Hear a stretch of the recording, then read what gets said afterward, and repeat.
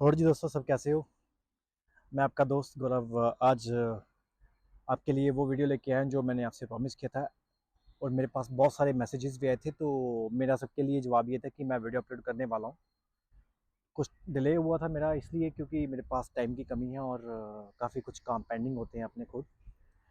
चलो एनीवे, हम बात करते हैं एक्चुअली में आज एस आई एस मतलब एस आई एस जो है वो पहले हम बात करेंगे क्या उसमें आती है, ताकि सबको क्लियर हो जाए इस बात के बारे में कि किन बंदों को एस आई एस अप्लाई करने की ज़रूरत है, किन बंदों को नहीं है। तो बेसिकली जो एस आई एस है वो 30 यूरोपियंस कंट्रीज़ का, इंक्लूडिंग जो ईयू मेंबर फोर जो शेंगन स्टेट के जो एसोसिएटेड है, जैसे कि नॉर्वे है और आइसलैंड है, स्विट्ज़रलैंड है, इनको इनको इंक्लूडिंग ही सारा ये काउंट किया जाता है। तो बेसिकली ये डाटा जो होता है ना, ये कब तक स्टोर होता है, ये अपना एस एस के पास। मतलब वो एक्चुअली में सबसे पहले बात आती है कि जब आपके फिंगर होते हैं एस एस में, उसमें कुछ रीजंस होते हैं वो फिंगर करते हैं। तो जो डाटा स्टोर होता है उसके बारे में आपसे मैं बात बताऊंगा कि पहले हम उसमें से बात लेके चलेंगे कि जो आपका डाटा है वो तब तक रहता है जब तक आपका पीछे से क्लियर नहीं होता है, ठीक है। अब दूसरी बात लेके चलते हैं हम। इसको क्लियर करवाना क्यों ज़रूरी है? इसको क्लियर करवाना इसलिए ज़रूरी है कि इन केस अगर आप मान लो कि आप कुछ अपने पुर्तगाल में रेजिडेंसी अप्लाई कर रहे हो या किसी भी अदर शेंगन कंट्री में अप्लाई कर रहे हो, तो उसमें क्या होता है कि आपके वो फिंगर शो कर देता है। वो किस कारणों से करता है, सबसे पहली बात करते हैं किस कारण से।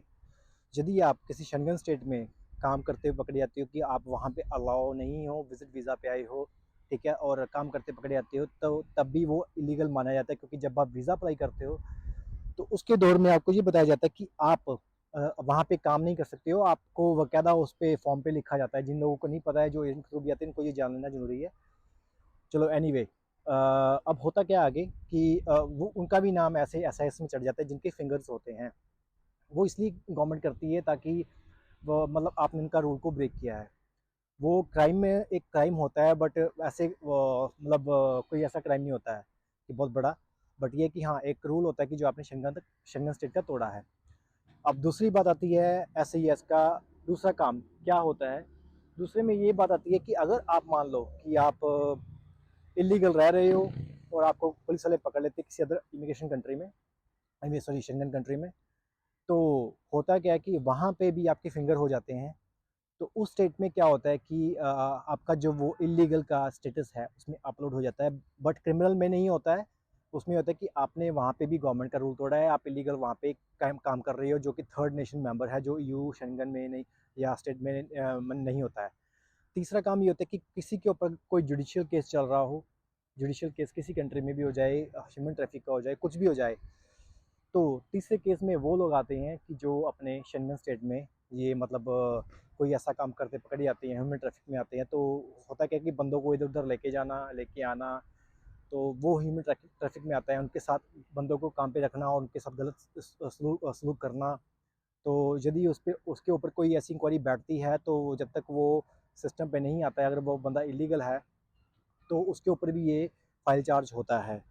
उसके अलावा होता है क्या कि अगर अगर आप मतलब अपनी कंट्री में से मतलब कोई गलत काम, कुछ गलत प्रोडक्ट एक्सपोर्ट कर रहे हो, तो वहाँ पे आपका जो बंदा होता है वो रिसीव कर रहा है, तो वो भी इसके अंदर ही आता है। मतलब सारी जितनी भी इलीगल चीज़ें आती हैं वो एस आई एस के अंदर काउंट होती है।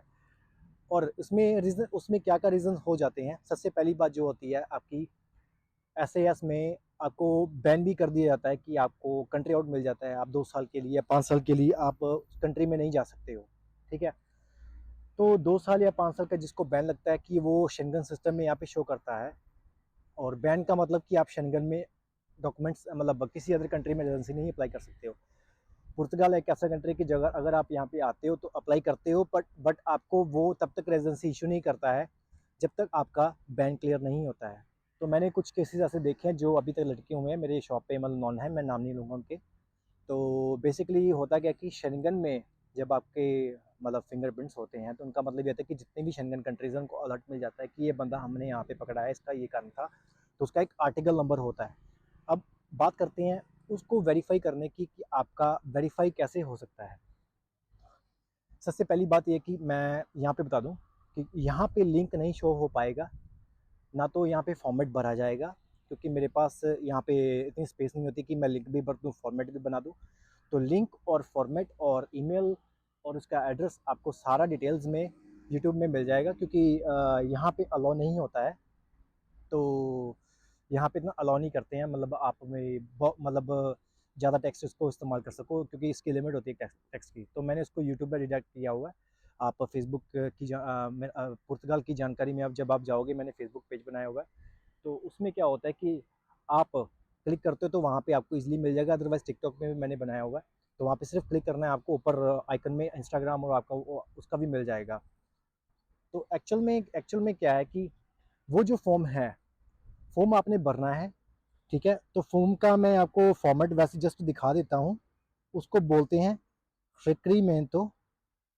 रिक्रीमेंटो मतलब एक रिक्वायरमेंट होती है, रिक्रीमेंटो दे स्टाडो नो नशाएंगे, मतलब नोश पास शेंगे। उसमें क्या होता है कि जब आप अप्लाई करते हो तो उसमें रिक्वायरमेंट, तो मतलब आप रिक्वेस्ट कर रहे हो कि मुझे अपना शेंगन का सिस्टम चेक करवाना है। इसमें कोई चार्ज नहीं लगता है। आपको एक बात बता दूं कि जो लोग पैसे वेस्ट कर रहे हैं, अगर आप नहीं जा सकते तो आप अपने दोस्त को भी भेज सकते हो। उसमें कोई ऐसा नहीं होता कि आपको पकड़ के बिठा लेंगे अगर आपका कुछ निकल आया। तो आपने सिर्फ ये क्लियर करवाना है कि आपका वहाँ पे है या नहीं है। तो बात करते हैं पहले कि जब जब हमने इसको फॉर्म को भरा, फॉर्म भरने के बाद आपको वहाँ पे अपनी एक पासपोर्ट की अटैच कॉपी करके, ठीक है, डिटेल भरनी पड़ती है। ठीक है, अगर आपके पास कुछ इन्फॉर्मेशन है तो आप दे सकते हो, अगर नहीं है तो आप उसको ब्लैंक भी छोड़ सकते हो। तो फॉर्म का जो फॉर्मेट है मैं यहाँ पे दिखा रहा हूँ, ये आपको प्रॉपर यूट्यूब में मिल जाएगा। ठीक है, तो हाल ही हाल में इसमें क्या होता है कि आगे उसको आप दो तरीके से अप्लाई कर सकते हो। वैसे अगर आप रजिस्टर्ड पोस्ट से करो तो वो मच बेटर है। रजिस्टर्ड पोस्ट से क्या होता है कि वो डॉक्यूमेंट रिसीव करते हैं, ईमेल में उनके पास बहुत सारी रिक्वेस्ट जाती है कि मे भी शायद वो इग्नोर कर दें। अगर आप रजिस्टर्ड पोस्ट से करना चाहते हो तो उसका मैंने एड्रेस ही लिख दिया है। ठीक है, जो फॉर्म है उसका लिंक है, उसको कैसे भरना है, उसमें साथ में डिटेल्स क्या चाहिए, तो उसका मैं सारा उसमें डिटेल्स डाल रहा हूँ। अब होता क्या है कि भरने के बाद आपने इनको सिस्टम पे चढ़ाना है। सिस्टम पे चढ़ाना इन द सेंस मतलब उनको उनको रिक्वेस्ट भेजनी है। सॉरी, मैंने सिस्टम पे चढ़ाना गलत बोल दिया। उनको रिक्वेस्ट भेजनी है आपने कि हमने अपना SIS चेक करवाना है, तो उसके लिए फॉर्म आपने भरा हुआ है, अपना अपना नाम डिटेल सब कुछ भरी हुई है। उसको आप रजिस्टर्ड पोस्ट डाल सकते हो, और रजिस्टर्ड पोस्ट अगर डालोगे तो उसमें ध्यान रखना कि आप उसमें अवीज़ो दे रिसेसाओं, मतलब आप कोई भी गवर्नमेंट को डालते हो डॉक्यूमेंट, मैंने पहले भी एक बात बोली थी, तो अवीज़ो दे रिसेसाओं करके आपने उसमें डालना है उनको पोस्ट। वाई आई थिंक आपका जो एक डॉक्यूमेंट है उसका 4 से 5 यूरो मैक्सिमम उसका आपका खर्चा लगेगा, तो इससे ज़्यादा भी नहीं होगा। तो आप इन बातों को ध्यान रखिए, अपना ये डॉक्यूमेंट जो है उनको भेजिए, ताकि आपको ईज़िली इस चीज़ को आप मतलब अपनी डिटेल्स निकलवा सकें। हाँ जी, अब मैं दूसरी अपलोड करूँगा कि आप कहाँ से किस कंट्री से कैसे करवा सकते हैं।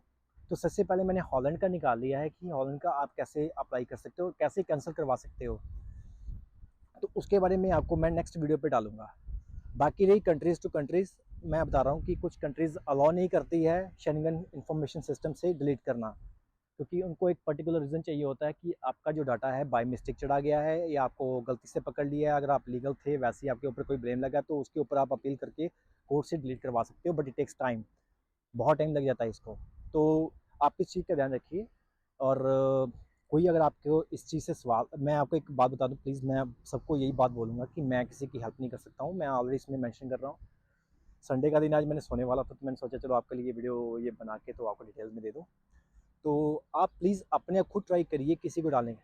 हाँ जी, ये बात और है कि अगर आपका कोई दोस्त है, बाहर रह रहा है, कंट्री से बाहर है, वो चाहता है तो वो उसको एक अथॉरिटी लेटर बना के दे सकता है। ठीक है, तो उसका भी मैं फॉर्मेट बना दूँगा। तो अभी फ़िलहाल मैंने नहीं बनाया है, तो उसका मैं फॉर्मेट नेक्स्ट वीडियो बना के तो उसमें डाल दूँगा, ठीक है? ताकि आपको भी सहूलत हो जाए, तो आप अपने दोस्त को या अपने ब्रदर को या अपने फादर मदर या किसी को भी उस एड्रेस पे जाके आप भेज सकते हो, और आप उनको डिटेल्स में अपना करवा सकते हो, अपनी डिटेल्स पता करवा सकते हो। कोई और क्वेश्चन है तो आप मेरे को टेक्स्ट कर सकते हो, बट प्लीज़ मैं आपसे फिर रिक्वेस्ट करता हूँ कि मैं आपको नहीं करवा के दे सकता हूँ। दूसरी बात, ना तो मैं कोई ट्रैवल एजेंट हूँ, ना मैं कोई मेरा इमिग्रेशन का कोई काम है।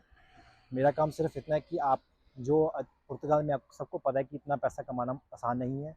तो इसलिए आपको सिर्फ जस्ट मैं इस बात से करना चाहता हूँ कि आप जो भी कर रहे हो तो अपने आप करिए, ताकि आपको इस चीज़ के बारे में इन्फॉर्मेशन मिल सके। ऑलराइट, मिलते हैं फिर। Thank you very much.